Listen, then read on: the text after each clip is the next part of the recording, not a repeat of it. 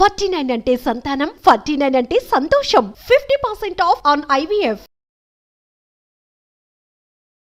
నమస్తే రమగారు. నమస్తే జయ. రమగారు, బహుశా మీకు పుస్తకాల పురుగు అని బిరుదుందా? చిన్నప్పుడు ఎప్పుడు అడిగినా ఏదో ఒక బుక్ చదువుకుంటూనే ఉంటానని చెప్తారు కదా కదండి. నాకేమనిపించిందంటే స్టోరీస్ అంటే చందమామ కథలు ఇలాంటివి మనం చెప్పేసుకుంటున్నాం. నోవెల్స్ ఉంటాయి కదా, అవి చదువుతారు కదా, వాటిలో మంచివి, చదవదగ్గవి, వినదగ్గవి, అందరం కుటుంబ సభ్యులంతా వినేలాగా పిల్లలకు కూడా చెప్పేలాంటివి ఏమన్నా చిన్నవి కొంచెం సింపుల్గా ఉండేవి ఏమైనా మీతో చెప్పించాలి అని నాకు అనిపించింది. అలాగే ఏమంటారు మీరు? మంచి ఆలోచనే. అంటే ఇప్పుడు మనం పెద్దవాళ్ళ కథలు కూడా చాలా చెప్పుకుంటాం. నావెల్స్ అంటే సాధారణంగా ఎక్కువగా చదివింది విశ్వనాథ్ సత్యనారాయణ గారు, శ్రీపాద సుబ్రహ్మణ్య శాస్త్రి గారు, తర్వాత ఇంకా అలా చాలామంది రైటర్స్, యనమూరి వీరేంద్రనాథ్ గారు, మల్లాది వెంకట కృష్ణమూర్తి గారు, అలాంటివి ఇంకా చెప్పక్కర్లేదు, మధుబాబు గారు, ఇవన్నీ హార్ట్ ఫేవరెట్లే. ఓకే. అయితే ఏంటంటే ఇదివరకటి పాతకాలపు భాష అందరూ చదవలేరు. అవును, తెలుగే సరిగ్గా రాదు మన వాళ్ళకి. నాకి నాకి తేడా తెలియదు, లాకి లాకి తేడా తెలియదు. పెళ్ళికి వెళ్తే పిల్లిని చక్కన పెట్టారు, పెళ్ళికి వెళ్తూ పెళ్ళిని చక్కన పెట్టుకుంటూ ఉంటారు. పెళ్ళి అలాకి లాకి తేడా, లాకి లాకి తేడా లేదు, నాకి నాకి తేడా లేదు. అసలు తెలుగే రాని వాళ్ళు కొంతమంది వింటుంటారు, మేము తెలుగే అంటారు కానీ చదవలేకపోతారు. నేను చాలా మంది దగ్గర శా షా శశసహలకి తేడా అసలు లేనే లేదు. మనం శనగల్లో శాకి షాకి తేడా తెలియదు, కొంతమందికి తేడా తెలీదు. ఈ సాధారణంగా వాడేటప్పుడు కూడా అలాగే వాడేస్తారు, మాట్లాడేస్తూ ఉంటారు. అంతే. ఇక దాన్ని మనం మార్చలేకపోతున్నాం. అందరితో పాటు ఇక మనం వెళ్ళిపోవడమే. భక్తి భగవంతుడు అంటుంటారు, భక్తికి ఒత్తుండదు, భగవంతుడికి ఒత్తుండదు. ఆ భగవంతుడికి ఇక విలువే లేదు, ఒత్తు లేకపోతే ఆ పదం పనికి రాదు అసలు. కాదరమ్మ గారు, భక్తి భగవంతుడు రెండు బాలకిను ఒత్తుండాలి. ఒత్తు ఉండాల్సిందే. మనం జాగ్రత్తగా మాట్లాడుకోవాలి అంతే. మెల్లిగా అలవాటు అవుతుంది. మనం మానేసాము, వదిలేసాము. అయితే ఇప్పుడు మనం చెప్పుకునే నావెల్స్ కథల్లో చాలా మటుకు చందమామలోవి, కథా సరిత్సాగరంలోవి, అట్లా రకరకాల చోటల నుంచి చెప్పుకుంటాం. అయితే ఈ కథా సరిత్సాగరం నేను చెప్పేస్తాను కథ గురించి, అవి మీరు కూడా చదవలేరు, మీకు అర్థం కాదు. అది నేను చదువుకుని నీకు భాష నేను సింప్లిఫై చేస్తాను. సింపుల్ భాష. మనం ఇప్పుడు ఇంచుమించుగా మాట్లాడుకుంటున్న భాషలోనే రాయబడిన నావెల్స్ ఇంచుమించు 60 నుంచి మొదలైనవి, 70 నుంచి మొదలైనవి అనుకుందాం. వాడుక భాష, ఎక్కువ పెద్ద పెద్ద పదాలు లేకుండా, ఎక్కడైనా చిన్న గ్రాంధికపు భాష వచ్చినా ఏవో ప్రభాత కిరణాలు అలాంటి పదాలు తప్పిస్తే పెద్ద పెద్దవి లేకుండా ఇలా ఉన్న నావెల్స్ కొన్ని వేల కొద్దీ ఉన్నాయి. పురాతన భాష పుస్తకాలు చదువుకోవచ్చు అలవాటైతే. అయితే ఈ 70s నుంచి వచ్చినటువంటి కథల పుస్తకాలు అన్నింటిలో కూడా చిన్న కథలు, పెద్ద కథలు, తర్వాత నావెల్స్, సీరియల్స్గా వచ్చేవి అన్నీ కూడా చాలా మంచివి, జీవితానికి బాగా దగ్గరగా ఉండేవి. ఇప్పుడు చందమామ కథలు అవన్నీ కూడా కొన్ని కథలు ఇలాంటివి జరుగుతాయా అనిపించేటట్టుగా కూడా ఉంటాయి. కొంతమంది రచయితల కథలు కూడా ఫిక్షన్స్, ఏవో అభూత కల్పనలు, భూత ప్రేత పిశాచాలకు సంబంధించిన కథలు, వాటి మీద మనకు అవగాహన కూడా ఉండదు. కథ చదివితే బాగానే ఉంటుంది, అది అలా లోపలికి వెళ్ళిపోతాం, అదొక సరదాగా ఉంటుంది. అందులోకి వెళ్తాం, ఆ కల్పనలోకి, కాల్పనిక జగత్తులోకి ప్రవేశిస్తున్నట్టుగా ఉంటుంది. జీవితానికి బహుదగ్గరగా ఉండే నావెల్స్ కొన్ని వేల కొద్దీ ఉన్నాయి. నేను వేలే చదివేశానేమో మరి తెలియదు, వందల కొద్దీ చదివానని చెప్తాను. వేలు చదివి ఉండొచ్చు. మంచి మంచి రైటర్స్, లేడీ రైటర్స్, రచయిత్రులు కూడా ఎంతమంది ఉన్నారో. ఓకే. ఎద్దనపూడి సులోచనారాయణ గారు, మాదిరెడ్డి సులోచన గారు, మాలతి చంద్రు గారు, ఇవి నా హార్ట్ ఫేవరెట్. మాలతి చంద్రు చాలా ఇష్టం నాకు. ఇవి కాకుండా ఇంకా మన్నెం శారద గారు, ఎంత చక్కటి కథలో. అక్కడి నుంచి దూర్వాసుల కామేశ్వరి గారు, డి కామేశ్వరి, ఆవిడదే న్యాయం కావాలి సినిమా ఒకటి మనం చూసాం. రాధిక ఆ కథ డి కామేశ్వరి గారు. ఓకే. అట్లా ఎంతమందో, చిట్టారెడ్డి సూర్యకుమారి గారు, తర్వాత ఏమో ఆరికపడి కోడూరు కౌసల్యాదేవి గారు. నేను అసలు పేర్లన్నీ గబగబా గుర్తురావట్లేదు, వాళ్ళు అన్ప్లాన్డ్గా చేస్తున్నాం. ప్లాన్డ్గా ఉంటే నీకు ఒక 100 మంది రచయిత్రుల పేర్లు చెప్పేసేవారు. ఇవి నేను బాగా చదివే కథలు కాబట్టి ఈజీగా ఈ పేర్లు చెప్పగలుగుతున్నాను అనమాట. వీళ్ళందరివి కూడా జీవితానికి దగ్గరగా ఉన్న మంచి మంచి నావెల్స్ ఉన్నాయి జయ. ఇప్పుడు మనకి స్టోరీ వాల్ట్ అని అవన్నీ వస్తున్నాయి, కథలు వినడానికి అవకాశం లభిస్తుంది. అవును, స్వయంగా స్వయంగా చదివితే ఇంకా బాగుంటుంది. సో కొంతమంది రచయిత్రుల కథలు, నావెల్ని బ్రీఫ్ చేద్దాం. అలా నేను తప్పకుండా. ఇంతకుముందు కూడా మనం వడ్ల గింజలు, ఆయన పేరు శ్రీపాద వారిది, నేను అది బ్రీఫ్ చేసి చెప్పాను. నాకు విశ్వనాథ్ సత్యనారాయణ గారి నేపాల్ రాజవంశ కథలు, కాశ్మీర్ రాజవంశ కథలు చాలా ఇష్టం. కాకపోతే అవి కొంచెం క్లమ్జీగా ఉంటాయి. ఇప్పుడు చదువు నీ చేతికి ఇచ్చినా నువ్వు గంట సేపు కష్టపడి కుస్తీ పెట్టి 10 పేజీలు చదువుతావు, కష్టంగా చదవలేవు. ఇప్పుడు ఇవేనుకో ఈ కథలు అయితే నువ్వు చదివేయగలుగుతావు. ప్రయత్నించి మళ్ళీ ఆ రైటర్స్కి ఇంకొకసారి ఆ పుస్తకాలు కొనుక్కునే వాళ్ళని ఏర్పరచాలని ఉంది నాకు. తప్పకుండా. ఆల్రెడీ చదివిన వాళ్ళు, ఇప్పుడు మేము ఎప్పుడో చిన్నప్పుడు చదివాను నేను చాలాసార్లు, మళ్ళీ కొత్తగా పుస్తకం కనపడితే ఈ బుక్ మన దగ్గర లేదు పోయింది అని మళ్ళీ కొనుక్కుని తెచ్చుకుంటాను. ఇది ఉండాలి మన దగ్గర. అలా మళ్ళీ మళ్ళీ చదవాలనిపించే కొన్ని కథలని, అది జీవితానికి దగ్గరగా ఉందని నేను భావించే కథల్ని చెప్తాను. తప్పకుండా అండి. ఈరోజు మరి ఏం స్టార్ట్ చేద్దాం? మాలతీ చంద్ర గారిది మనసులోని మనసు. మనసులోని మనసా? ఓకే. ఎంత బాగుంటుందంటే 10th క్లాస్ సెలవుల్లో చదివాను నేను. ఓకే. అప్పటి నుంచి ఇప్పటిదాకా నేను దాన్ని వదిలిపెట్టలే. ఆ పుస్తకం చదివినప్పుడు నాకు కలిగిన భావం చెప్తాను నేను. కొంచెం ఏడ్చే గుణం తక్కువ చేయాలి, నేను తొందరగా ఏడవను. చిన్నప్పుడు మా ఇంట్లో పెద్దగా ఏడ్చేవాళ్ళం, అసలు ఆడపిల్లలు ఏడవటం మగపిల్లలు ఏడవడం అలా ఏం కాదు. చంటప్పుడు ఏడవటమే కానీ కొంచెం ఊహొచ్చాక దేనికైనా కళ్ళనీళ్ళు పెట్టుకోవటము, హర్ట్ అయిపోవటము లాంటి పరిస్థితులు లేవు, పద్ధతులు లేవు. అలగటాలు, ఏడవటాలు, బుజ్జగించటాలు, ఈ కార్యక్రమాలు ఏవి లేవు, అసలు మా ఇంట్లో లేవు. నేను బేసిక్గా ఏడుపు తక్కువ పిల్లని. నాకు ఊహొచ్చాక నేను ఏడ్చిన సంఘటనలు నాకు జ్ఞాపకమే లేదు. నిజం రమ్మగారు. కొన్ని విషయాలు మీరు షేర్ చేసేటప్పుడు అనుకుంటాను, అబ్బాయి ఎంత స్ట్రాంగ్ ఉన్నారు రమ్మగారు అనేసి. నాకు అవకాశం భగవంతుడు అట్లా ఇచ్చాడు చేయ. 2 కథలు నేను 10th క్లాస్లో చదివిన ఆ 2 పుస్తకాలు లోపల నుంచి దుఃఖం రావటం అది తెలిసిందనమాట. అది షేర్ చేసే ఏడుపు కాదు, మీకే ఒక చెప్పుకోలేని ఒక కష్టం, ఒక క్యారెక్టర్ ఆ పుస్తకంలో ఇన్వాల్వ్ అయిపోయి ఆ అమ్మాయికి వచ్చిన కష్టం, ఆ చెప్పుకోలేని నొప్పి ఫీల్ అవ్వడం ఏంటో నాకు ఆ 10th క్లాస్ హాలిడేస్లో. అంతకుముందు కూడా నేను చాలా పుస్తకాలు చదివాను, ఎన్ని కథలు చదివాను, కానీ ఎక్స్ప్రెస్ చేయలేని దుఃఖ వీచిక లోపల ఉండటం. అరిచేతుల్లో ఒక రకంగా జిల్లుమంటుంది చేయ నాకు ఆ పిచ్చి దుఃఖం వస్తే. అంటే కథలో ఇన్వాల్వ్ అయినప్పుడు క్యారెక్టర్స్లోకి వెళ్ళిపోతే ఫస్ట్ టైం నేను ఈ పుస్తకం చదివినప్పుడు తెలిసింది. మనసులోని మనసు. ఒక అమ్మాయి తన ఆత్మగౌరవం కోసం తను ఎలా స్ట్రగుల్ అయ్యిందో, ఏడుపు కాదది, ఒక లోపల మనసులో క్రష్ చేయబడుతున్న నొప్పి అనమాట. ఇదొకటి. ఆరాధన, మాలతీ చంద్ర గారు, మన మాదిరెడ్డి సులోచన గారితో ఎదన్పూడి గారితో జ్ఞాపకం లేదు, కన్ఫ్యూజ్ అవుతాం వాళ్ళిద్దరి మధ్యలో. ఆరాధన, అందులో క్యారెక్టర్ అమ్మాయి మూగమ్మాయి. ఆ మూగ మనసు పడే వేదన, ఈ 2 ఆ అరిచేతుల్లోంచి వచ్చేటువంటి జివ్వుమన్న భావన, దుఃఖపు భావన నేను ఫస్ట్ టైం ఫేస్ చేశాను.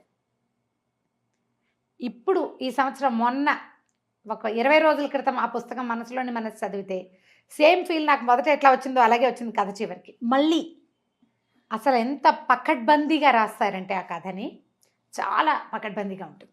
చెప్దాం కదా. సినిమా ఏమన్నా వచ్చిందా రమ్మగారు? ఇది మనసులోని మనసు ఎవరు తీసుండరు బహుశా, అట్లానా? కొంచెం ఇలాగా కాస్త ఇలా ఉండే భావాలని తీసుంటారు, కాస్త అటు ఇటుగా. స్టార్ట్ చేసే ముందు మీకు ఎట్లా దొరికేవి బుక్స్, నావెల్స్? లైబ్రరీ నుంచి తెచ్చుకునే వాళ్ళు, అక్క వాళ్ళు ఎవరైనా చదివితే?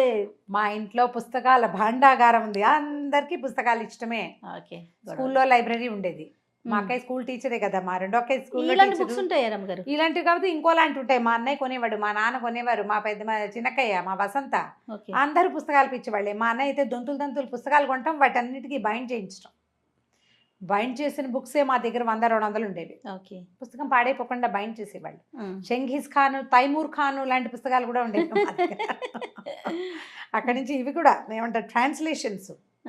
నండూరి రామ్మోహన్ రావు గారు ట్రాన్స్లేట్ చేసినవి, చామ్ సాయర్, హకల్ బెర్ఫిన్, టామ్ మామ ఇల్లు, అలాంటివి కూడా. ఓకే. ఇక మన దగ్గర ఇది అది తేడా లేదు. మాకైతే మా ఊర్లో పంచాయతీ ఆఫీస్లో లైబ్రరీ ఉండేది రమ్మగారు. మా ఊళ్ళో లైబ్రరీ లేదు, మా కాలేజ్లో లైబ్రరీ బుక్స్ ఉండేవి, మేము వెళ్ళి తీసుకొచ్చేవాళ్ళం. కాలేజ్ అమ్మ చదివేవారు అనమాట. అంటే ఈ పుస్తకాలు లేవు కాలేజ్ లైబ్రరీలో, ఇవి అన్ని వేదాంత మరి విశ్వనాథ వారివి. మా నాన్నకి పుస్తకాలు ఇష్టం కదా, కాలేజ్ లైఫ్, మాకు నాన్నే కదా కాలేజ్ ప్రిన్సిపల్, సొంత కాలేజ్ కదా మాది. సో మా నాన్నగారు ఏం చేసే వాళ్ళు, పుస్తకాలు కొనుక్కొచ్చేటప్పుడు ఈ కథా రచయితల పుస్తకాలని. దీంతో పాటు ప్లస్ ఇంకోటి చెప్తాను దీని పాయింట్. నా 10th తర్వాత నేను హైదరాబాద్ సెలవులకి ఇక్కడికి వచ్చినప్పుడు, మా వసంత తను ఇక్కడ స్థానిక మహర్షి కాలేజీలో సంస్కృత్ లెక్చరర్ హైదరాబాద్లో. ఓకే. మహర్షి వేద విజ్ఞాన్ భవన్ కాలేజ్, మహిళా కళాశాల జూనియర్ కాలేజ్, తను సంస్కృత్ లెక్చరర్. పెద్ద లైబ్రరీ ఉంది. ఓకే. అక్కడి నుంచి తన పుస్తకాలు తెచ్చి పడేసేది. కొడవగంటి కుటుంబరావు గారి మొత్తం సమగ్ర సాహిత్యము నేను అక్కడి నుంచే చదివా. మహర్షి కాలేజీ కూడా క్రెడిట్ కొంత ఇవ్వాలి. తప్పకుండా. వాళ్ళ దగ్గర ఉన్న అన్ని నావెల్స్ చదివాను నేను. మా అక్కయ్య కొనేది ఎక్కువ. బుక్ సెలక్షన్కి నన్ను కూడా పిలిచేవాళ్ళు. 1-2 టైమ్స్ నేను కూడా వెళ్ళా బజారు పుస్తకాలు కొనుక్కురావడానికి కాలేజ్ కోసం. అక్కడికి వెళ్ళి అక్కడ కూర్చొని చదువుకునేదాన్ని. లేదా మా అక్కయ్య ఇంటికి పట్టుకొస్తే ఇంట్లో చదువుకునేదాన్ని. కాలేజీకి వెళ్ళిపోయి మా అక్కయ్యతో పాటు క్లాసులు చూసుకునేది, నేను పోయి లైబ్రరీలో పుస్తకాలు నవ్వులుకుంటూ ఉండేదాన్ని అనమాట. ఓకే. ఓకే. మాకు అమ్మ చదివేవారు. మేము వెళ్ళి పంచాయతీలో డేట్ రాయాలి. డేట్ టైం రాసి బుక్ పుస్తకాలు తీసుకొచ్చాలి. తెచ్చుకునేవాళ్ళు. విత్ ఇన్ 4-5 డేస్లో చదివేసేవాళ్ళు రమ్మగారు. మళ్ళీ తీసుకెళ్ళి ఇచ్చేసి మళ్ళీ కొత్త బుక్. నేను ఏముంది ఒక రోజులో ఆ బుక్ అనుకునేదాన్ని ఒక నేను. రోజులో 4 కూడా చదివేదాన్ని. అదే కదా. మర్చిపోకుండా ఉండేదాన్ని. జయ అదొక పిచ్చ. అంతే అంతే. ఈ మనసులో ఇప్పుడు మనం లేటెస్ట్గా చూస్తున్న మ్యారేజ్ బ్రేకేజ్లు, నిశ్చితార్థం అయ్యాక బ్రేకప్, నిశ్చితార్థం అయితే సగం పెళ్ళైపోయినట్టే. నిశ్చితార్థం అయ్యాక పెళ్ళి ఆగిపోవటం అంటే ఇప్పుడు కూడా ఒక పెద్ద విషయంగానే మనం భావిస్తున్నాం. 70s జరిగిన చెప్పబడినటువంటి ఈ కథ, ఒక అమ్మాయి నిశ్చితార్థం ఆగిపోతుంది, పెళ్ళి ఆగిపోతుంది నిశ్చితార్థంతో. ఆ అమ్మాయి తాలూకు భావాలు ఈ కథ. దాని సారాంశం మొత్తం కథ అంతా అమ్మాయి అరుణ, అమ్మాయి పేరు. ఈ అరుణ అనే అమ్మాయి రేడియో స్టేషన్లో పనిచేస్తుంది. వాళ్ళ నాన్నగారు స్కూల్ టీచరు. 4 ఆడపిల్లలు, 2 మగపిల్లలు వాళ్ళు. అమ్మాయి, తర్వాత 2 చెల్లెళ్ళు, తర్వాత 2 తమ్ముళ్ళు, ఆఖరణ చిన్నపిల్ల ఆ చెల్లెలు. పెద్ద అమ్మాయి 22 ఏళ్ళ అమ్మాయి. ఈ అరుణకి 22 years. MA ఇంగ్లీష్ చదువుకుంటుంది.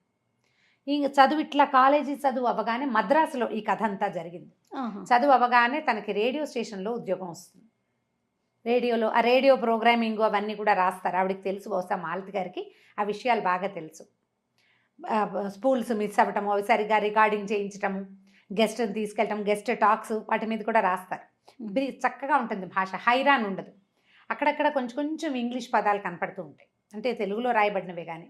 అయితే ఈ అమ్మాయి ఒకరోజు ఆఫీస్ నుంచి ఇంటికి వస్తుంది. రాగానే వాళ్ళ అమ్మ నాన్న సిద్ధంగా ఉంటారు. తండ్రితో కలిపి అమ్మాయిని ఒక చోటకి పంపిస్తారు. ఏంటంటే ఈ అమ్మాయి దూరదర్శన్లో ఒక ప్రోగ్రాంలో కనపడింది, అరుణ.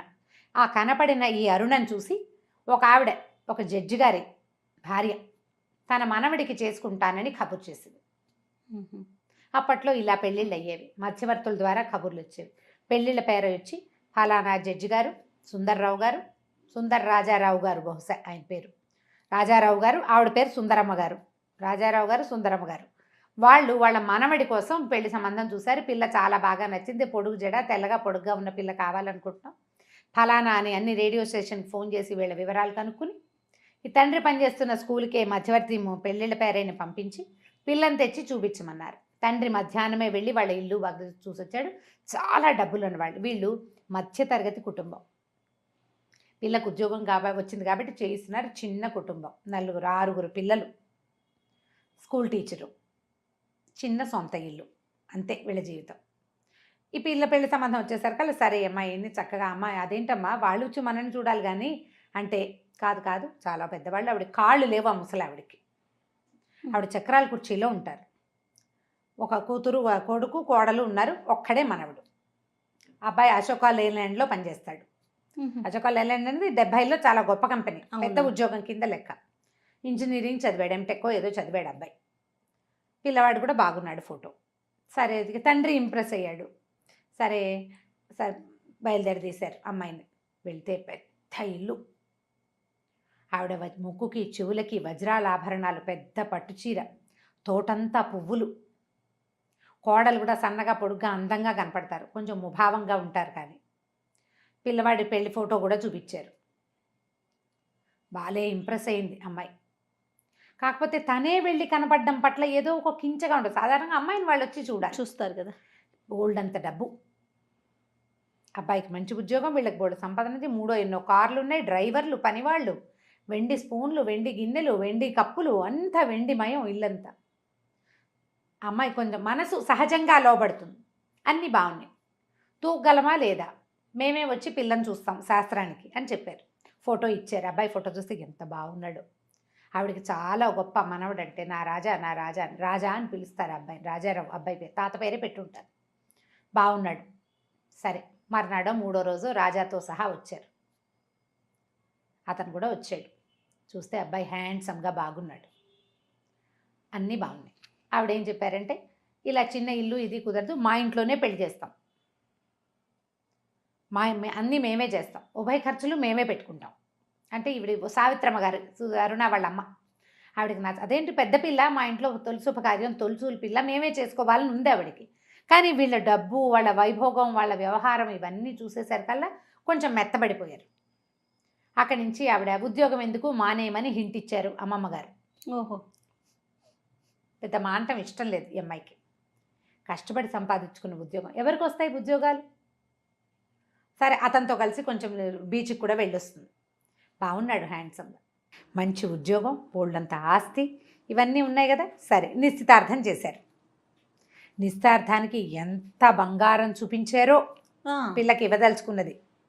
పెద్ద కాసుల పేరు, చంద్రహారాలు, బోల్డన్ని గాజులు, ఇంతంత దుద్దులు, ఏమిటేమిటో చాలా గ్రాండ్గా చేశారు. అక్కడి నుంచి నిశ్చితార్థం అయ్యాక ఉద్యోగం మానేమని హింట్ ఇచ్చారు. కానీ అతన్ని అడిగింది, గ్రాని ఇష్టం అన్నాడు అతను ఉద్యోగం మానేయటం గురించి. గ్రానీకి అది ఇష్టం ఉండదు అన్నాడు. ఇంకా సరే కొద్ది రోజులు ఇంకా ఉంది పెళ్ళికి టైం. పెళ్ళికి ఒక 20 రోజులు, నెల 20 రోజులు, 20 డేస్ టైం ఉండగా ఆ రేడియో స్టేషన్లో ఆ అమ్మాయితో పనిచేసే సీనియర్ భాస్కర్ అని అతని కజిన్ది పెళ్ళి. అయితే మన వాళ్ళందరినీ తీసుకురమ్మన్నారు. బాబాయ్ కూతురు చాలా, అమ్మాయిని చూస్తే, నిన్ను చూస్తే నాకు తన్ను చూసినట్టే ఉంటుంది, పొడుగాటి జడ, మెడ పొడుగు, పక్క నుంచి చూస్తే నాజుగ్గా అందంగా కనపడుతుంది, నీకు మళ్ళీ కనిపిస్తుంది, జడ అది చూస్తే పద్మ అచ్చు నీలాగా ఉంటుంది, మా బాబాయ్ కూతురు అన్నాడు. అందరినీ అడిగారు. ఈ అమ్మాయితో పాటు రమోలా అని ఇంకో పాటలు పాడే అమ్మాయింది, ఇంకొక ఆవిడ శారదా అశోకవర్ధన్ ఏదో పేరు చెప్తా, శారదా నటరాజన్ అనుకుంటా. వీళ్ళు ముగ్గురు ఆడవాళ్ళు, ఓ ముగ్గురో నలుగురో మగవాళ్ళని ఆ ఊరు పాటల కచేరీకి తీసుకెళ్దాం అనుకున్నాడు. ఓహో. సరే మధ్యలో ఏమైంది, ఈ రేడియో స్టేషన్లో వాళ్ళందరికీ పార్టీ ఇద్దామని పిలిచారు. వాళ్ళంతా ఈ సంపద అంతా చూసి ఆశ్చర్యపోయారు, ఎంత సూపర్ ఇల్లు, బలేదుగా తంతే బూర్ల గంపలో పడ్డట్టు పడింది అరుణ్ అనుకున్నారు. సరే మా అమ్మమ్మ గారిని బతిమలాడి పెళ్ళికి వెళ్ళడానికి ఒప్పించుకుంది. పెళ్ళికి వెళ్ళింది. పెళ్ళికి వెళ్తే ఆ పెళ్ళిలో ఏమైంది, పెళ్లి కూతురు వాళ్ళ అంతా అమ్మాయి కొంచెం అమ్మాయిలా కనపడుతుంది. అక్కడ చాలా ప్రోగ్రాములు జరిగినాయి, పల్లెటూరు పెళ్ళి. అప్పట్లో మేజువాణి అని అదొక పంధ, ఏది డాన్సులు అనమాట, ఎవరివో పిలిచి అదేదో జరిగింది. తర్వాత ఏమో వాళ్ళు అక్కడ రకరకాల వ్యవహారాలని, అక్కడికి వెళ్ళేసరికల్లా అక్కడ ఒక అతను పరిచయం అయ్యాడు ఈ అమ్మాయికి, అరుణకి. జస్ట్ ఆ పెళ్లి వాళ్ళతో పాటు రాజారావు అతని పేరు. వీళ్ళకి టీచర్ గారని వాళ్ళు ఒక అబ్బాయి, వాళ్ళ అబ్బాయి అన్నమాట, టీచర్ గారు అబ్బాయి. ఆ టీచర్ గారు రాజమండ్రిలో లోకల్ గార్డియన్గా ఉంటుంది. ఈ ఊరి ఆడపిల్లలంతా వెళ్ళి రాజమండ్రిలో చదువుకుంటారు. ఆవిడ అక్కడ స్కూల్లో టీచర్. ఆవిడ ఇంట్లోనే ఈ పిల్లలంతా ఉండేవాళ్ళు. ఆ రాజారావు ఆవిడ కొడుకు. వీళ్ళతో చిన్నతనం నుంచి కలుసున్నాడు. వాళ్ళ తాతగారిది ఈ ఊరే, ఆవిడ పుట్టిల్లు అనమాట, వాళ్ళ అమ్మది. దాంతో ఇతను వీళ్ళ ఫ్యామిలీ మెంబర్గా ఉంటాడు వీళ్ళందరికీ. అతనికి ఈ అమ్మాయి పట్ల మంచి ఆకర్షణ కలుగుతుంది, అరుణ పట్ల. కొంచెం అట్రాక్ట్ అయ్యి పేరేమిటని అదని అడిగాడు. కానీ ఈ పిల్ల పెళ్లి కుదిరిపోయి ఉన్న పిల్ల కదా, ఆ అమ్మాయి ఏం పెద్ద ఆసక్తి చూపించదు. కానీ అతను కొంచెం ఇంట్రెస్టింగ్గా మాట్లాడతాడు. మాట్లాడిన తర్వాత అతనికి తెలుస్తుంది ఈ అమ్మాయికి పెళ్లి సెటిల్ అయిందని, ఫలానా అని. ఇంకా ఆ పెళ్లిలో ఎక్కడికైనా వెళ్తే ఇది వరకటి రోజుల్లో ఈ పెళ్ళి ఎవరు ఏమిటి అని కనుక్కోవటం, పెళ్ళి అయిందా, పెళ్లి సంబంధం కుదిరిందా అని సంబంధాలు చెప్పడానికి ఇప్పటికీ ఉంది ఆ పద్ధతి. ఇప్పుడు కొంచెం ఈ పెళ్ళిళ్ళు చెప్పే మార్గాలు మానేశాం కాబట్టి తగ్గింది. కానీ మా పెళ్ళిళ్ళ నాడు కూడా అలాగే ఉండేది. ఎవరి పెళ్ళికైనా వెళ్తే పిల్ల బాగుంటే, లేదా పిల్లాడు హ్యాండ్సమ్గా ఉంటే ఎవరు ఏమిటి వివరాలు కనుక్కోవడం, మా వాళ్ళ అమ్మాయిది, మా వాళ్ళ అబ్బాయి ఉన్నాడని చెప్పడం. ఈ సందర్భంలో సరే ఏమైంది, మర్నాడు వీళ్ళందరూ ఇక్కడ ఏవో గోల్డ్ ప్రోగ్రాంలు ఉన్నాయి, మిమ్మల్ని ఎక్కడికో తీసుకెళ్తాను, బయటికి తీసుకెళ్తానని ఈ మొత్తం రేడియో గ్రూప్ని ఆ రాజారావే వెంట పెట్టుకుని ర్యాలీ అవి చూపిస్తాడు. ఆ సందర్భంలో ఈ అమ్మాయి ఈ ఫలానా వాళ్ళకి కాబోయే కోడలని తెలుసుకుని అతను అడుగుతాడనమాట, వాడు ఎలా ఉన్నాడు, రాజా ఎలా ఉన్నాడు, ఇప్పుడైనా గ్రాని అనడం మానేశాడా, మీకు ఎలా తెలుసు అంటే తెలుసు అంటాడు. అతనికి బాగా ఆకర్షణీయంగా ఉంటుంది, ఈ అమ్మాయి నచ్చుతుంది. ఈ పిల్లకి అలాంటివి ఏం లేవు పాపం. సరే వీళ్ళని ట్రైన్ ఎక్కించడానికి పంపిస్తారు. ఈ మధ్యలో ఏమవుతుందంటే వసంతాలు ఆడతారు ఆ పెళ్ళిలో వసంతం ఆడడం హోలీ లాంటిది అనమాట. ఇప్పుడు మా వాళ్ళ ఇళ్లలో కూడా 1-2 చోట్ల మేము అది చూసాం. అయితే కొత్త వాళ్ళని ఎవరు ఉండరు, పెళ్లి వాళ్ళ వరకే వసంతాలు ఆడతారు. తెల్లటి బట్టలు కట్టుకుంటారు అందరూ, వసంతం హోలీ ఆడడం అనమాట, రంగులు చల్లుకోవటం. ఆ రంగులు చల్లే ప్రోగ్రాంలో ఈ అమ్మాయి వీళ్ళంతా కూడా పాల్గొంటారు. సరదాగా రంగులు బుక్కాలు చల్లుకోవటం, రంగులు చల్లుకోవటం, వసంతం నీళ్లు చల్లటం, చెంబెడి నీళ్లు దిమ్మరించడం, పసుపు నీళ్లు, ఎరుపు నీళ్లు, ఈ కథ అంతా నడుస్తుంది. మర్నాడు పొద్దున్నే లేచి వీళ్ళు బయలుదేరేస్తారు. వచ్చేస్తుంది. ఆ రోజు వచ్చేటప్పుడు అతను రైల్వే స్టేషన్లో వీళ్ళు చాలా గర్విష్టి వాళ్ళని, వాళ్ళతోటి ఆత్మాభిమానం ఉన్న ఆడపిల్లలు ఎవ్వరూ ఆ ఇంట్లో బతకలేరని, ఎంత చవటమైనా పర్వాలేదు మొగుడు, భర్త సంపాదన లేనివాడైనా భరించవచ్చు, కానీ చవటల్ని భరించడం కష్టం. అలా క్రియేట్ చేశారా? అలా అక్కడ జరిగింది. ఆ విషయాన్ని ఈ అమ్మాయికి చెప్తాడు అతను.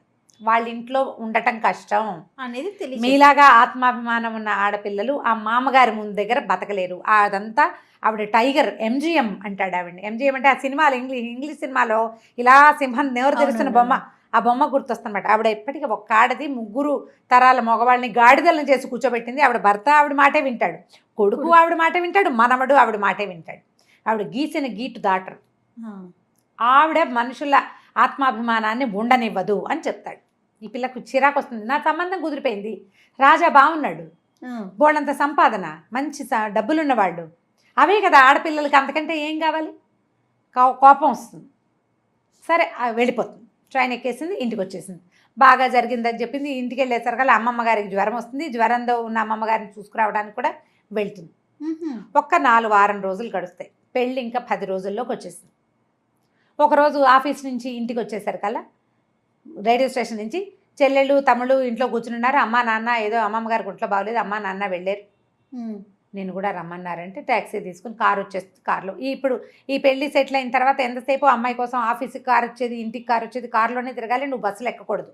ఓహో, అలాంటివి ఉండేవి. మా హోదాకు తగినట్టు ఉండాలి. అలా రోడ్ల మీద పడి తిరగద్దంటే అవమానం. నిన్నటి దాకా తిరగలా, ఏంటి వాళ్ళ గొప్ప నాది, ఏంటి ఎందుకు వీళ్ళు ఇలా చేస్తున్నారు అనిపించేది. కానీ ఆ సంపద, ఆ గ్రాండియర్ మీద ఉన్న ఆసక్తితోటి కొంచెం తగ్గేది. ఒక్కోసారి ఒళ్ళు మండిపోయేది, ఏమిటి వీడు ఓవర్ యాక్షన్ అనిపిస్తూ ఉండేది, కానీ తగ్గుతుండేది. అమ్మ కూడా కంట్రోల్ చేసుకోమనేది. తీరా అక్కడికి వెళ్ళేసరికల్లా ఆవిడ అమ్మనా బూతులు తిడుతుంది అరుణని. మామూలు తిట్లు కాదు, ఎంత నీచమైన భాషలో తిడుతుందంటే, వాడెవడితోటో తిరిగొచ్చావు, పెళ్లి పేరుతోటి వెళ్ళావు, వాడెవడితోటో తిరిగావు, వాడు నువ్వు కలిసి కుమ్మక్కయ్యారు, నా పరువు తీస్తావా? పెళ్ళి 10 రోజుల్లోకి వస్తే నువ్వు వాడెవడి కోసమో నీకు వాడితోటి సంబంధం ఉందని నానా తిట్లుతుంది. వాడెవడో ఈ అమ్మాయికి అర్థం కాదు. 2 ఫోటోలు మొహం మీద పడేస్తుంది. ఆ 2 ఫోటోల్లో అరుణ మొహానికి బుక్కా రాస్తున్న రాజారావు ఉన్నాడు. ఒక దాంట్లో 2 చేతులు ఈ అమ్మాయి మొహం మీదే ఉన్నాయి అతనివి. రెండో దాంట్లో మొహం ఇలా పట్టుకుని చెంబుతో నీళ్లు పోస్తున్నాడు. ఆ 2 ఫోటోలు.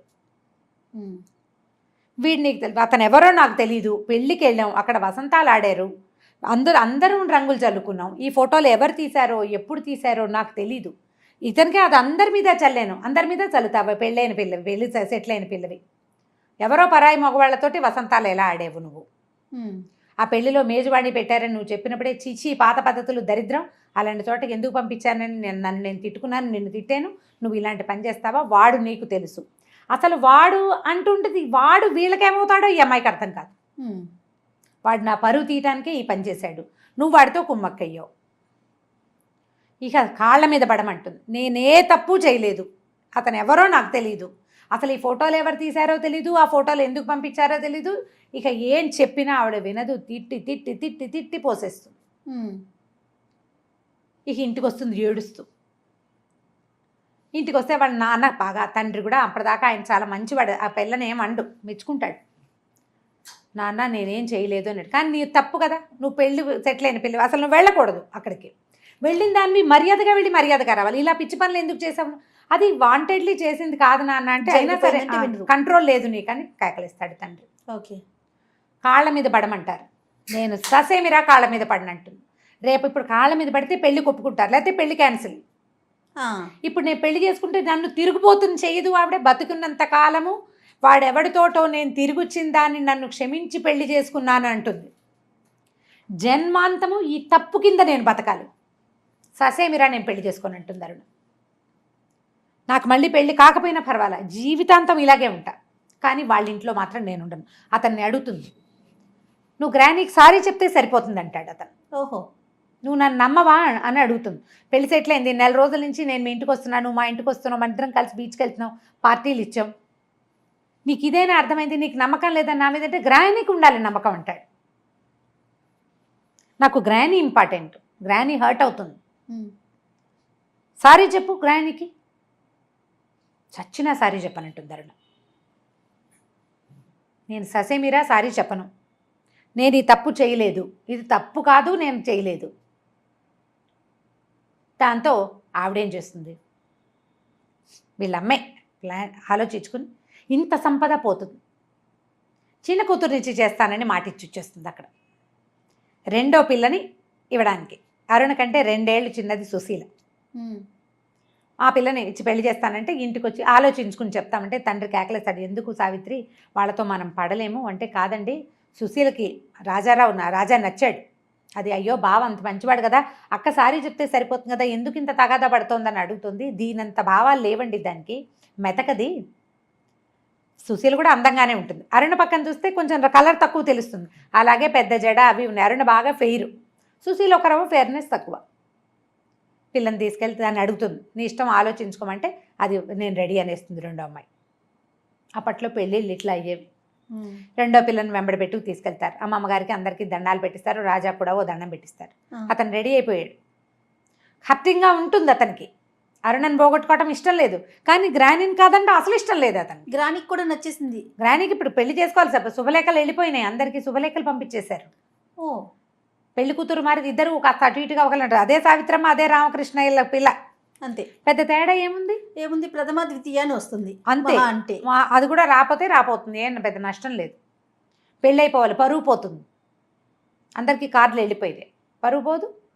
మా పిల్లాడిని కాదని ఎవడో పిల్లాడితో అది తిరిగింది అంటే పరువు తక్కువ. పెళ్ళి అయిపోతే పర్వాలేదు, తెలిసిన వాళ్ళు తెలుస్తుంది, చెప్పిన వాళ్ళు చెప్తాను, లేకపోతే లేదు.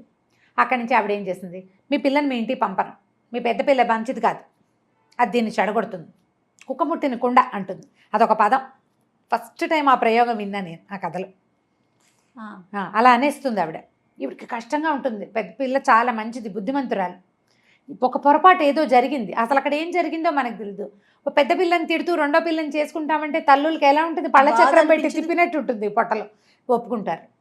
మరి ఏం చేస్తారు, పిల్లని అక్కడే వదిలిపెట్టేస్తారు. ఆ 20 రోజులు 10 రోజులు పెళ్లికి ముందు పిల్లని అక్కడే వదిలిపెట్టి రోజు వీళ్ళే వెళ్ళి చూసుకొచ్చుకుంటారు. పెళ్ళి ఏర్పాట్లు అయిపోతాయి.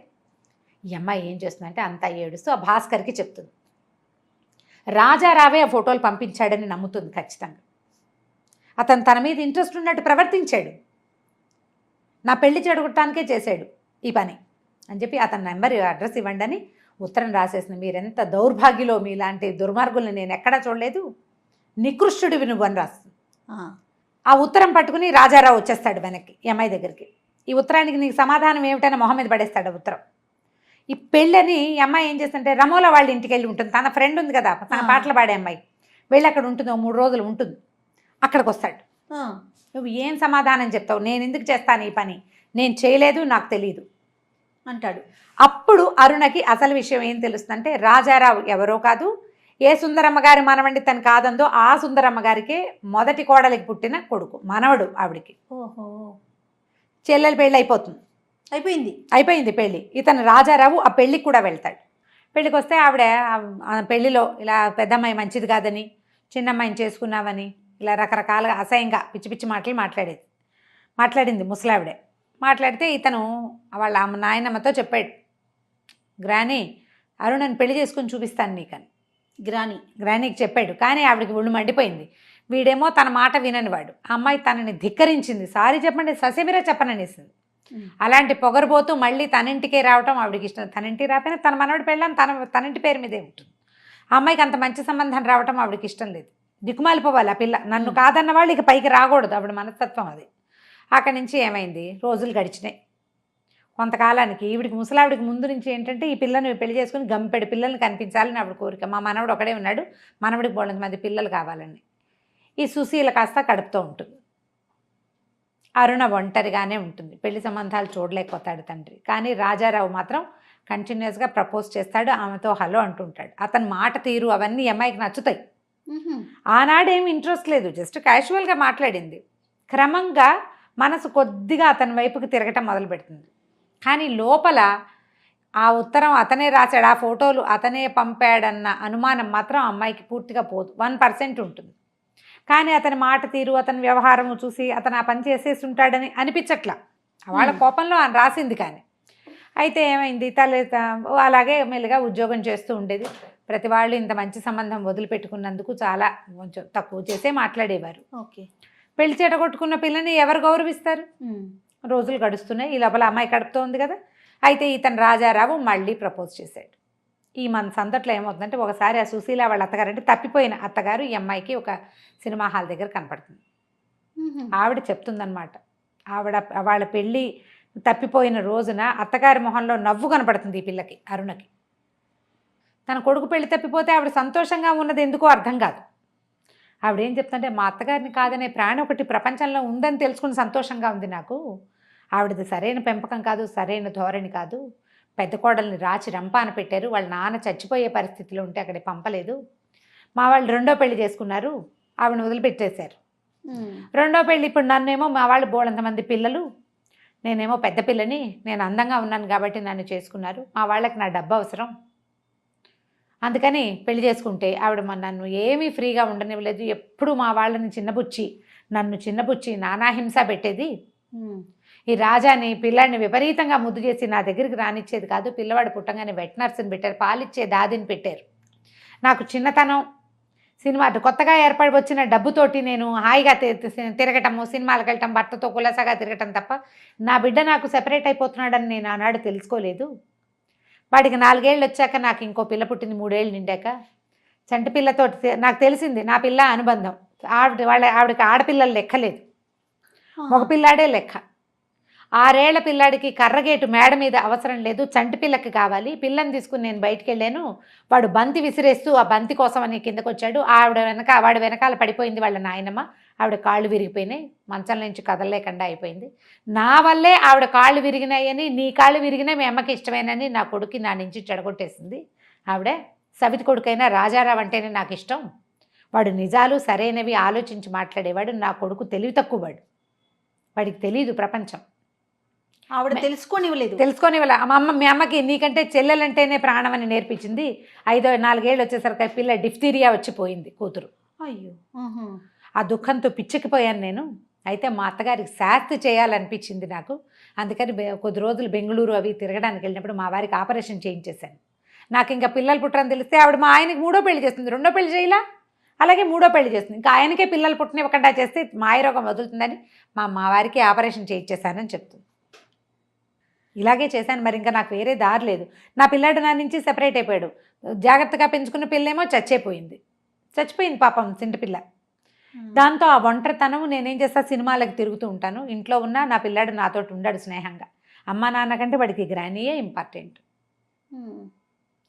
ఇప్పుడు నీ చెల్లెలు కూడా ఆవిడ ఏవేవో నూరిపోస్తుంది. ఏంటంటే రాజాకి అమ్మాయి మీ అక్కంటే ఆకర్షణ ఉంది, మీ అక్క తిరిగిపోతూ రాజారావుని వల్ల వేసుకుంది, వీడిని కూడా వల్ల వేసుకుంటుందని నేర్పిస్తోంది మీ చెల్లెలకి. చూసుకో జాగ్రత్తగా. చెల్లెలకి రకరకాల అనుమానాలు, ఎందుకంటే అక్క తనకంటే తెల్లగా ఉంటుందని ఫీలింగ్ ఉంటుంది దానికి. సుశీల్ క్యారెక్టర్ మాట్లాడినట్టే కనపడదు కథలో, జస్ట్ ఫీలింగ్స్ కనపడతాయి అంతే, కొన్ని వాక్యాలే కనిపిస్తాయి, అందుకంటే ఏం కనిపించదు కథలో. తర్వాత సరే, ఇంతలో ఏమైంది, అమ్మాయి ప్రెగ్నెన్సీ. మరి రాజారావు మళ్ళీ వచ్చి పెళ్లి ప్రపోజ్ చేశాడు. పెళ్ళికి ఒప్పుకుంది అరుణ. ఒప్పుకున్న తర్వాత అతను ఏమంటాడు, నువ్వు ఉద్యోగం మానక్కర్లేదు, నువ్వు మద్రాసులోనే ఉండు, నేనే వస్తూ వెళ్తూ ఉంటా. మానేస్తాను, నువ్వు మానేక్కర్ల, నువ్వు సరిగ్గా వినలా, నువ్వు ఉద్యోగం మానద్దు. మన ఇద్దరి మధ్య ఆ ఫోటోలు ఉండిపోయినాయి. ఆ ఫోటోలు ఎవరు పంపించారో తేలే వరకు నీకు నాకు కాపురం లేదు, నేను నిన్ను తీసుకెళ్ళను. పెళ్ళి మాత్రం చేసుకుంటాను, పెళ్లి చేసేసుకుందాం, నీకు కూడా అవమానం లేకుండా ఉంటుంది, పెళ్ళి అయిపోయిందన్న పేరు ఉంటుంది. నా వల్ల నీ పెళ్లి చెడిపోయిందన్న కించే నాకు ఉండదు. అది తేలేదాకా ఎప్పుడైనా కాస్త కోపం వచ్చింది అనుకో, నేను నికృష్టుని, నేను దౌర్భాగ్యం, నేను గుర్తొస్తుంది నీకు, నన్ను అంటావు నువ్వు, నేను ఆ మాట పడ్డానికి సిద్ధంగా లేను. అది తేలేదాకా మన మధ్య సంసారము, కాపురము, జీవితము లేదు. మన ఇద్దరం వైఫ్ అండ్ హస్బెండ్గా ఉంటాం, ఫ్రెండ్స్గా ఉందాం. అతనికి ఆ అమ్మాయి విపరీతంగా నచ్చింది. ఆ అమ్మాయి కూడా అతని వైపు అట్రాక్ట్ అవుతుంది, అరుణ కూడా. కానీ ఈ గ్యాప్ని అమ్మాయి దాన్ని ఎట్లా సరి చేసుకోవాలో అమ్మాయికి అర్థం కాదు. ఎంత ద్వివిధలో పడుతుందో పాపం, ఏం చెయ్యాలో తెలియదు. సరే, తండ్రికి వచ్చి మాట్లాడాడు, తండ్రి ఒప్పుకున్నాడు, పెళ్లి సెటిల్ అయిపోయింది. చక్కగా అన్ని చీరలు కొనిపెట్టాడు. వాళ్ళ అమ్మగారు బోల్డ్ బంగారం పంపిస్తే బంగారం అంతా తీసుకొచ్చి చూపించాడు. పెద్ద గొలుసు, పెద్ద పెద్ద దుద్దులు, 8 జతలు 8 జతల గాజులు, బోల్డ్ బంగారం. సరే, ఇంట్లోనే పెద్దమ్మాయి పెళ్ళి ఇంట్లో చేయాలని సరదా పడింది వాళ్ళమ్మ. ఇలా సింపుల్గా, మా అమ్మ రాదండి, మా అమ్మ ఎక్కడికి రాదు, ఆవిడ ఊరు వదిలిపెట్టారు అన్ని రాదు, హైదరాబాద్ మద్రాసు అసలు రాదు మా అమ్మ, నేమే పెళ్ళయ్యాక వెళ్తామన్నాడు. మరి ఆ నాయనమ్మ ఉందిగా, నాయనమ్మ ఉంది, నాన్నున్నాడు, తమ్ముడు ఉన్నాడు, పిన్నుంది, తాత ఉన్నారు. వాళ్ళ ఇంటి మొదటి పిల్లవాడు వీడు, ఈ అబ్బాయి, ఈ రాజారావు. వాళ్ళంతా వచ్చారు పెళ్ళి. తాతగారు ఉన్నారా? తాత మా అమ్మ ఇద్దరు ఉన్నారు. ఆయన కూడా ఆవిడ చెప్పిన మాట, ఆవిడన్న మాటే, వద్దు సుందరం ఇది తప్పని భార్యకి చెప్పలే ఆయన. ఆవిడే ఆ ఆస్తి ఆవిడది, ఆవిడ పుట్టింటిది. ఓకే. ఆవిడ తండ్రి ఆయనకి ఇంగ్లీషు హిందీ దొరసానని పెట్టి ఇంగ్లీష్ చెప్పించాడు. ఇంగ్లీష్ మాట్లాడుతుంది ముసలావిడ. జడ్జి గారు ఒక అబ్బాయిని ఇచ్చి పెళ్లి చేసి ఆ పిల్లాడిని లాయర్ చదివించి జడ్జి చేయించారు. ఆయనకు పుట్టిన కొడుకు ఆనందరావు గారు. ఆయన కొడుకులు ఈ రాజా అండ్ రాజారావు, ఆనందం గారు ఆయన పేరు. అక్కడి నుంచి తాత వాళ్ళు వచ్చారు, పెళ్ళికి వెళ్ళిపోయారు, అయిపోయింది. ఈ అమ్మాయి కాపురానికి వెళ్ళదు అనే విషయం వీళ్ళ అమ్మా నాన్నకి అర్థమైంది. కావాలని చేసుకున్నావు కదా, మొగుడితో ఎందుకు వెళ్ళవు అంటారు వాళ్ళు. ఈ ఉద్యోగం పిచ్చేమిటంటారు. ఇక్కడేం ఆకర్షణలు ఉన్నాయో అంటుంది ముసలావిడ. తన మనవడికి వలేస్తోంది ఇంకా అని మనవరాలికి హింటిస్తుంది. ఈ మద్రాసులో ఏవో ఆకర్షణలు ఉన్నాయి, అందుకే వెళ్ళటాలి ఆ కాపురానికి, అదే కదా చెప్పుకుంటారు. ఎంత లైవ్లీగా ఉంటుందంటే ఆ సంభాషణ, ఆ కథ నడిపే తీరు.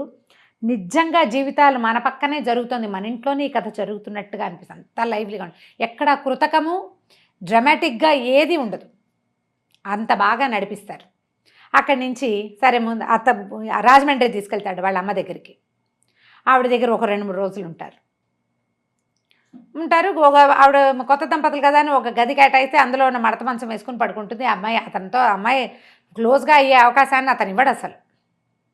బెంగళూరు అవి తిరగడానికి వెళ్తారు, అక్కడ కూడా అతను సెపరేషనే మెయింటైన్ చేస్తాడు, కానీ ఈ అమ్మాయితోటి క్లోజ్ కాడు. కోపం వచ్చేస్తుంటుంది, ఒళ్ళు మండిపోతుంది. ఇప్పుడు అమ్మాయి చాలా చక్కగా అందంగా బొమ్మలా ఉంది, వాడికి ముందు నుంచి ఈ అమ్మాయికి అట్రాక్షన్ ఉంది, తనతో క్లోజ్ అవుతాడు అనుకుంటుంది. ఆహా, ఆ ఉత్తరం పేరెత్తుతాడు. ఎప్పుడో రేపమన్నాడు, నువ్వు నన్ను దౌర్భాగ్యుడు అనుకుంటే నేనేం చేయాలి మరి? సరే ఇంకేం చేస్తారు, తల్లి తండ్రి ఎవ్వరికీ ఈ అమ్మాయి పద్ధతి నచ్చదు. అమ్మాయిదేం లేదు, అంతా అతనిదే ఉంది, కానీ చెప్పడు అతను. అరుణ మా అన్నందండి అని చెప్పేస్తాడు. ఆఖరికి ఎంతో ప్రేమగా ఉండే ఆ భాస్కర్ ఆఫీస్లో ఉండే వాళ్ళు కూడా వాళ్ళకి రాజారావు చాలా మంచివాడు, నీకే బుద్ధి లేదంటారు. తను రాసిన ఒక్క ఉత్తరం ఇట్లా అమ్మాయి నెత్తి మీదకి ఉంటుంది. సరే కొన్నాళ్ళకి చెల్లెలకో కొడుకు పుడతాడు, పిల్లవాడు పుడతాడు. ఆవిడ కనపడతారు లక్ష్మీదేవి గారు, మళ్ళీ అత్తగారు కూతురు, చెల్లెలు అత్తగారు. ఆవిడ మాట్లాడతారు. ఆవిడకి ఏమవుతుందంటే పాపం వాళ్ళ తమ్ముడిని బాగా చూసుకుంటుంది. కొడుకు మీద ఆశ లేదు కదా. అతను నక్సలైట్లో చేరాడు, అతన్ని కాల్చేశారని వార్త వచ్చింది. ఆవిడ చాలా దుఃఖంలో ఉంటారు. ఏం హెల్ప్ చేస్తారు, ఎవరైనా చేయగలిగేది ఏం లేదు. అప్పటి పరిస్థితుల్లో అది కూడా ఉందని చూపిస్తారనమాట, దేశకాలమాన పరిస్థితులు చూపించడానికి. పిల్లవాడికి బారసాలలో నామకరణం చేస్తారు, ఉయ్యాల్లో వేస్తారు. సుందర్ రాజారావు ఏదో పెడతారు పిల్లవాడికి పేరు, అదే గుర్తుంది లీలగా. అయితే ఫంక్షన్కి వెళ్తుంది. సుశీల కూడా వెళ్తుందండి. సుశీల అరుణే వెళ్తుంది, సుశీల ఫంక్షన్ అరుణ వెళ్తుంది. మరి ఆ ఇంటికి పెద్ద కోడలు కదా ఇప్పుడు. అదేలేండి, అమ్మాయికి అక్కయ్యే కాదు, ఆ ఇంటికి పెద్ద మనవడి భార్య, వెళ్లాల్సిందే. వెళ్తుంది, ఏదో పిల్లాడికి పాట పాడుతుంది. నేను వెళ్ళలేదండి అని చెప్పగానే చెల్లెలు ఆగి వింటూ ఉంటుంది ఆ మాట. దాని మనసులో ఏం ఉద్దేశాలు కలుగుతాయో ఈవిడికి అర్థం కాదు. ఇలా కొన్ని రోజులు గడిచాక ఒక విరక్తి పుట్టేస్తుంది అరుణకి. నేను ఎవ్వరికీ పనికి రాకుండా, మా అమ్మా నాన్నకి నా మొహం గిట్టదు, చెల్లెలకి నా మీద అనుమానం. ఆ ముసలావిడ చుట్టాల పక్కల్లో అందరిలో నేను కుక్కముట్టనుకుంటానని ఏవో పిచ్చివాగులు వాగి ప్రచారం చేస్తుంది. అత్తగారు అంటి ముట్టినట్టు ఉంటారు. భర్త తన దగ్గరికి రానివ్వడు. ఆఫీస్కి వెళ్తే ఆఫీస్లో వాళ్ళు కాపురం లేకుండా ఇలా తిరుగుతోంది. ఆ పెళ్ళేమో చెడగొట్టుకుంది, చేసుకున్న పెళ్ళేమో నిలబెట్టుకోవట్లేదు. ఈ ప్రెషర్కి తట్టుకోలేకపోతుంది. ఉత్తర దేశ యాత్రలకి వెళ్ళిపోవడానికి రెడీ అవుతుంది చిన్మయ మెషిన్ వాళ్ళ ద్వారా. ఓకే, కొంతమంది వెళ్తున్నారు, వాళ్ళతో పాటు తను కూడా వెళ్ళటానికి అన్ని ఏర్పాట్లు చేసేసుకుని టికెట్ బుక్ అయిపోయాక అప్పుడు చెప్తుంది తండ్రికి, తల్లిదండ్రి నెత్తి నూరు కొట్టారు, తీర్థయాత్రలకు వెళ్తాం ఏమిటి, మొగుడుతో వెళ్ళాలి, కొత్తగా పెళ్ళైన పిల్లవి హాయిగా ఉండాల్సిన జీవితం, ఉత్తర దేశ యాత్రలకి సన్యాసులతో కలిసి వెళ్ళటం ఏమిటంటారు. ఏమైనా సరే వాళ్ళ అమ్మ తిడుతుంది, ఆవిడ నిన్నేదో అంటోంది, నువ్వు ఆ మాటలన్నీ నిజం చేసేలాగా ఉన్నావు, అసలు ఎవరితో వెళ్తున్నావు నువ్వు. వాళ్ళ అమ్మకి ఏం డౌట్ వస్తుంది, నిజంగానే తన పిల్ల ప్రవర్తనలో ఏదైనా తేడా ఉందేమో అనిపించేస్తుంది. బుద్ధిమంతురాలు అనుకుంటే ఇట్లా చేసావు ఏంటంటే తండ్రిని పట్టుకుని ఏడుస్తుంది. నేను ఉండలేను, నాకు మనసు బాగుండలేదంటే. ఇలా బొగిలి ఏడిచే పిల్లని ఏమనాలో అర్థం కాదు ఆయనకి. బుద్ధిమంతురాలు మామూలుగా ఏం చెప్పలేకపోతుందో ఆయనకు అర్థం కాదు. అక్కడి నుంచి బయలుదేరి వెళ్ళిపోతుంది, ట్రైన్ ఎక్కేస్తుంది. ఢిల్లీ వెళ్ళేసరికి అమ్మాయికి జ్వరం వచ్చేస్తుంది. అరుణ బాగా ఫీవర్ వచ్చేస్తుంది, ముందుకి ఫర్దర్గా జర్నీ చేయలేరు. అయితే ఈ వచ్చిన వాళ్ళలో చిన్మయ మెషిన్కి సంబంధించిన ఒక బ్రహ్మచారి, ఒక స్వామీజీ ఉంటారు. ఆయన ఈ అమ్మాయి కేర్ టేకింగ్ చేస్తారు. కేర్ టేక్ చేసి చోట ఎక్కడో పెడతారు. వాళ్ళవి చిన్మయ వాళ్ళవే హాల్స్ బోర్డులను ఉన్నాయి కదా ఆశ్రమాలు, అక్కడ ఆగిపోతుంది అనమాట జ్వరంతో. ఆయన ఎంతో సేవ చేస్తారు. ఏం చెప్తారంటే, నేను ఎవరిని మీకు అంటే ఎవరికి కాదు, ప్రపంచంలో సంబంధ బాంధవ్యాలు ఉండక్కర్లేదు, అంతా భగవత్ సృష్టి. నేను నీకు సహాయం చేస్తే నాకెవరో సహాయం చేస్తారు, భగవంతుడు నాకు మేలు చేస్తాడు, నీకు నాకు బాంధవ్యం అవసరం లేదమ్మా అని చెప్తే ఈ అమ్మాయికి స్వామీజీ ఆ మెషిన్లో చేరిపోవాలనిపించేస్తుంది. ఇంకెందుకు, జీవితం ఏముంది ఇక్కడ, ఏం లేదు, అన్ని బాంధవ్యాలు ఏమీ విలువలేనట్టుగానే ఉన్నాయి. అక్కడే ఉంటుంది కొద్ది రోజులు, ఒక 3-4 రోజుల పాటు ఉండిపోతుంది. అయితే ఏమవుతుంది, ఇంతలో ఒక పూట ఎవరో అడుగుతుంటారు, మిసెస్ అరుణారాజారో రేడియోలో పనిచేస్తున్నారు, ఆవిడ ఇక్కడ ఉన్నారా అని అడుగుతుంది. భర్త గొంతు వినపడుతుంది. తీరా చూస్తే తను పరిగెత్తుకొచ్చేస్తాడు. భర్త వచ్చేస్తాడు. రాజారావు వచ్చి, ఇలా నన్ను వదిలిపెట్టి పారిపోదాం అనుకుంటున్నావు, సన్యాసులో కలిసిపోదాం అనుకుంటున్నావా నువ్వు అంటే, అమ్మాయికి ఏం చేయాలో తెలియదు. ఇతని నుంచి పారిపోవటానికే కదా, నేనేం చేశాను, అతని వల్లే కదా ఇదంతా జరిగింది. అవునవును. సరే ఏం చేస్తాడంటే, నువ్వు ఏదైనా తాగుదు కానీ ఉండు అని చెప్పి పాలు తాగటానికి పాలు బ్రెడ్ పట్టుకొస్తాను, నేను చూసుకుంటాను అని చెప్పి ఆయన చెప్తాడు. ఆ స్వామీజీకి ఒక ఉత్తరం ఇస్తాడు. ఈ ఉత్తరం చదువు, నేను ఇప్పుడే మనకి ఫ్లైట్కి టికెట్ అరేంజ్ చేసి వస్తాను, నీ టికెట్ మీద వేరే వాళ్ళని ఎవరైనా తీసుకెళ్ళేందుకు అరేంజ్ చేసేస్తానని చెప్పి వెళ్తాడు. ఈ ఉత్తరం తీస్తుంది అమ్మాయి. ఆ ఉత్తరంలో ఒక రాయబడిన చేతి రాత విషయం చదువుతుందన్నమాట. వాళ్ళ అత్తగారు రాసింది అది, రాజారావు వాళ్ళ అమ్మగారు రాసిన ఉత్తరం. ఆవిడ ఏం రాస్తారంటే, ఆ ఉత్తరం చదువుతుంటే ఉంటుంది, ఒక వ్యధ, ఒక వ్యక్తి అపరిమితమైన దుఃఖానికి లోనైన వాళ్ళకి పగ తీర్చుకోవాలనిపించేస్తుంది ఏదో ఒక బలహీనమైన క్షణంలో నేను ఈ పని చేశాను, ఆ ఫోటోలు పంపింది నేను అని రాస్తారు. కోపం, ఉద్రేకం. నిన్ను ట్రైన్ ఎక్కించిన రోజు రాత్రి, అంటే ఆ పద్మ పెళ్లి నుంచి అరుణని ట్రైన్ ఎక్కించిన రోజు రాత్రి వాడి ఇంటికి వచ్చి చాలా ఫీల్ అయ్యాడు. నా కొడుకుని సూదంటురాయిలాగా ఆకర్షించింది ఒక పిల్ల, ఆ పిల్లని మా అత్తగారు లాగేసుకుంది ముందే, నా కొడుక్కి జీవితం లేకుండా చేసింది, నాకు జీవితం లేదు.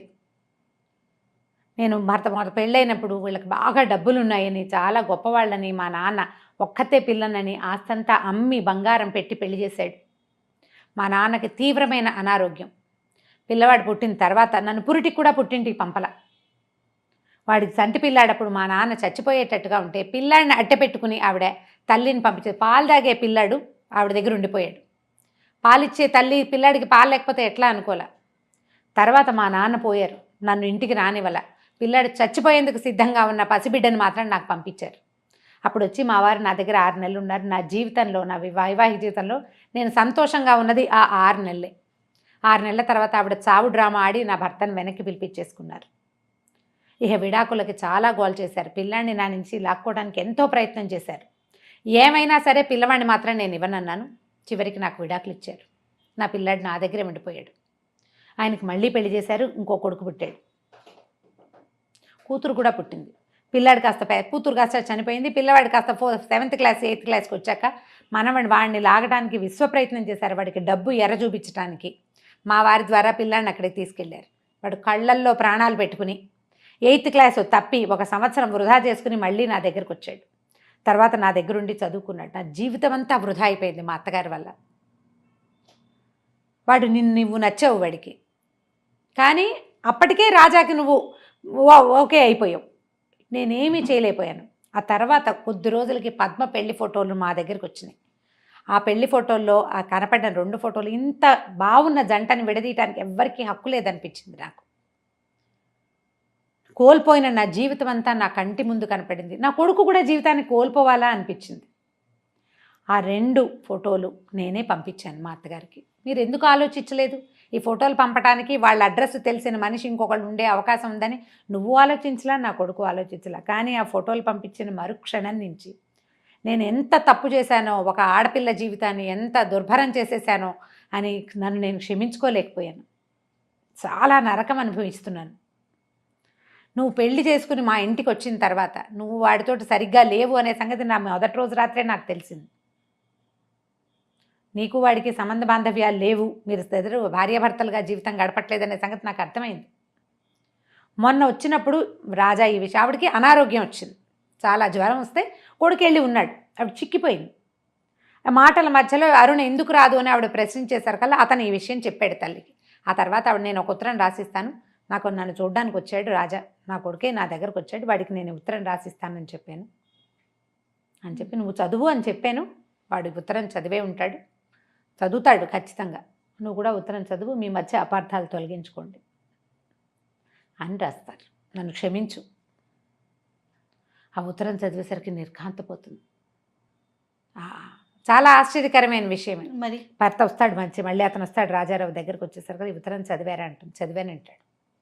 చదివాను, నేను కాకినాడలో ఉన్నప్పుడు నీ నుంచి నా మైండ్ డైవర్ట్ చేసుకోవడానికి అందరి పేర్లు రాసి కొట్టేస్తే మా అమ్మ పేరు మీద నాకు డౌట్ ఉండింది, నేను అడగలేకపోయాను, చివరికి అదే నిజమని తేలింది.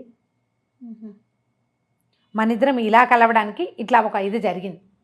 అక్కడి నుంచి ఏం చేస్తాడంటే పద ఇంక వెళ్ళిపోదాం, ఇక వాళ్ళకి నచ్చ చెప్పాను, ఇంకెప్పుడు చిన్మయ్య వాళ్ళు నీలాగా అందంగా ఉన్న కొత్త పెళ్లి కూతుళ్ళని ఎవరిని తీసుకోరు, నీతో ఇలాంటి ప్రమాదం వస్తుందని నీ టికెట్ మీద వేరే వాళ్ళని ఎవరినైనా పేదవాళ్ళని ఉచితంగా తీసుకెళ్ళమని చెప్పాను.